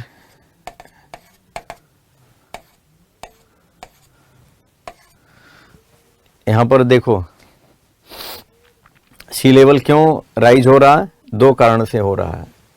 to factor are responsible. One is expansion in the water molecule, expansion of water molecule. एक तो जो वाटर का मॉलिक्यूल्स है, जब टेम्परेचर बढ़ रहा है तो उसमें एक्सपेंशन हो रहा है। एक्सपेंशन का मतलब टेम्परेचर बढ़ने से इवेपोरेशन हो रहा है, इवेपोरेशन होने से पहले वो क्या एक दूसरे से दूर दूर भाग रहे हैं। तो एक्सपेंशन ऑफ वाटर मॉलिक्यूल। और सेकंड किस लिए हो रहा सी level rise?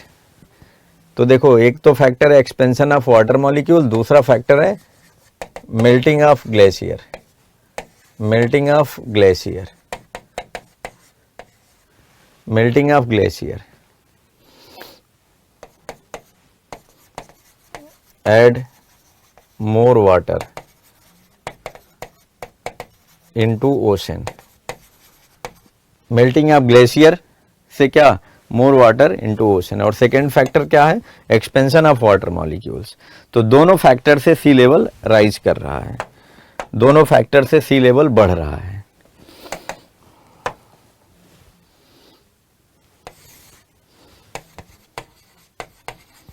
current rate of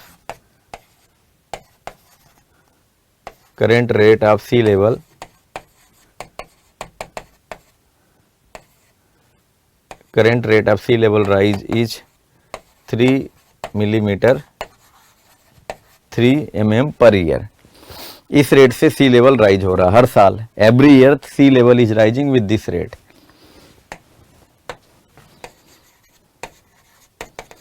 in 20th century sea level rise in 20th century, sea level rise 18.50 centimeter. In 21st century,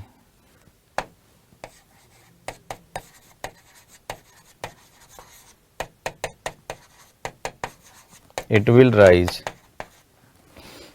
In 21st century, it will rise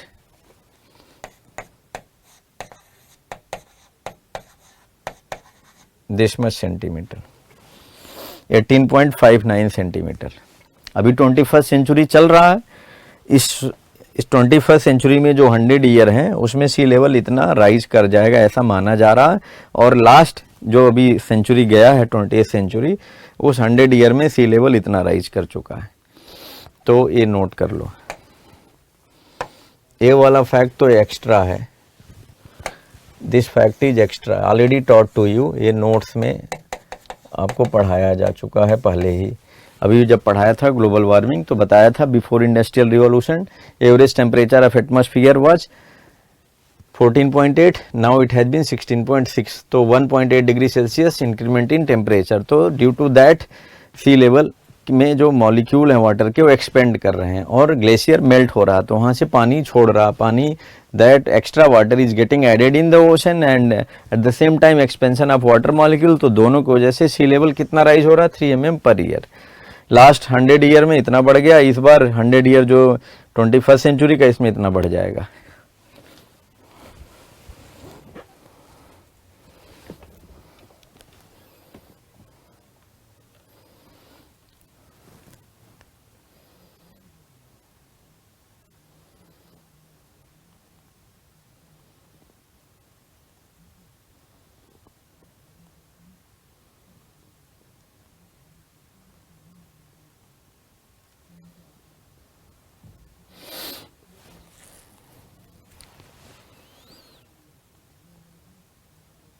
sir expansion of water molecule वाला repeat कर दीजिए. देखिए जब temperature बढ़ाया जाएगा, जैसे आप चाय बनाते हो तो पानी को गर्म करते हो तो पानी का जो लेवल होगा केटल में लो लेवल होता है स्टार्टिंग में. जब पानी ठंडा होता है, जब उसे गर्म करेंगे तो पानी बॉयल होने लगेगा तो ऊपर उठने की कोशिश करता है. ऊपर उठने की कोशिश में वो जो लेवल होता है बेस लेवल उससे ऊपर उठ जाता है.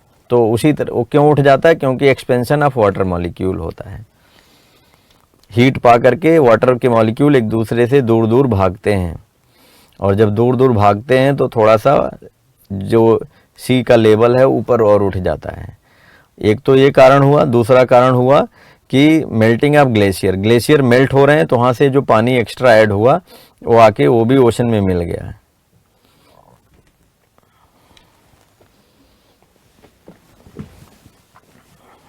देखो 20th सेंचुरी, ये 20th सेंचुरी पिछला जो 100 साल गया 20th सेंचुरी में सी लेवल राइज 18.50 सेंटीमीटर. और अभी जो चल रहा है 21st सेंचुरी तो इसमें sea level will rise 18.59 centimetre. Clear? अब आगे बढ़ते हैं नेक्स्ट पार्ट.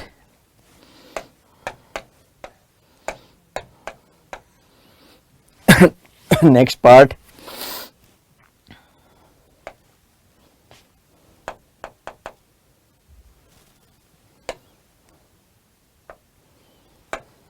ठीक है.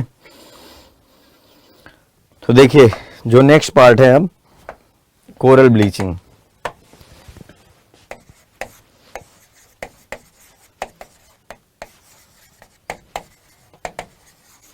Coral bleaching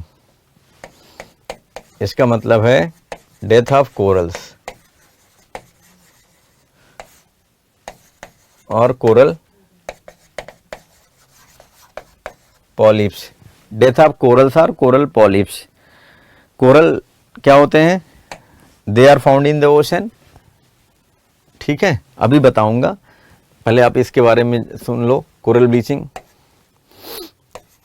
2/3 coral bleaching 2/3 coral bleaching is taking place 2/3 coral bleaching is taking place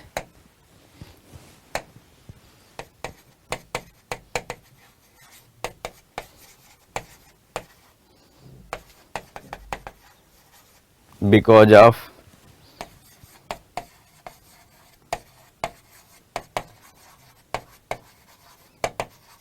global warming. 2/3 coral bleaching is taking place because of global warming. 2/3 corals क्यों मर रहे हैं? ग्लोबल वार्मिंग की वजह से. ग्लोबल वार्मिंग का मतलब आप जान गए होंगे, टेम्परेचर बढ़ने की वजह से.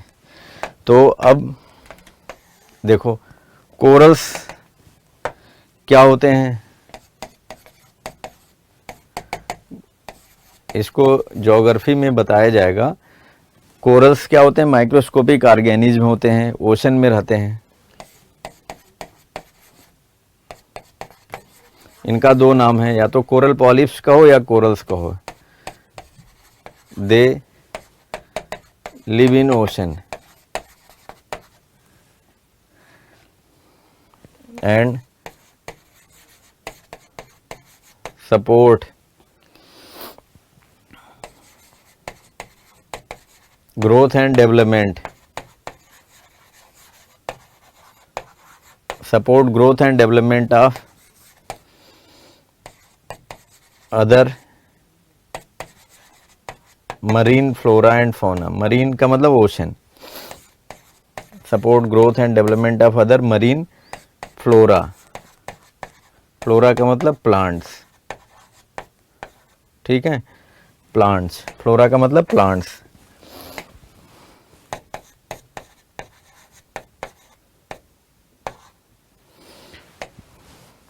Support growth of other marine flora and fauna.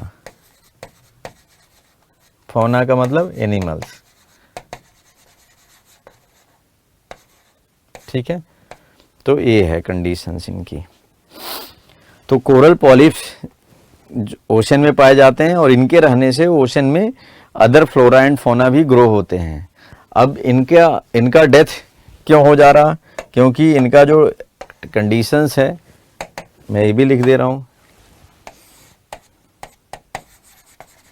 Ideal temperature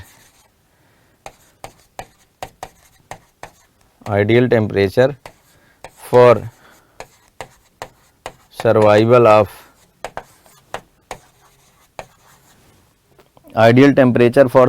of coral is 20-21 degree Celsius. Ideal temperature for survival of coral is 20-21 degree Celsius. However,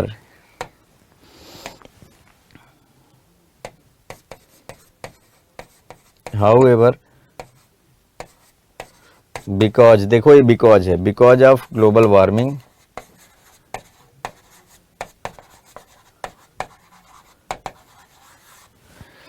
because of global warming,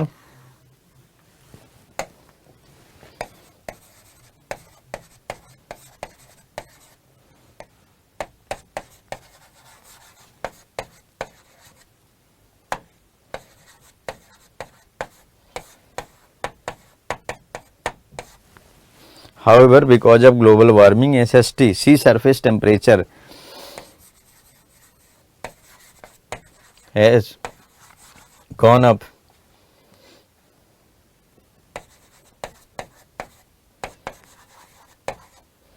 more than 21 degree Celsius.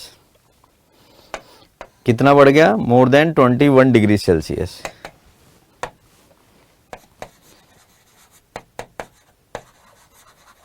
That's why corals are dying. इसीलिए corals मर रहे हैं. That's why corals are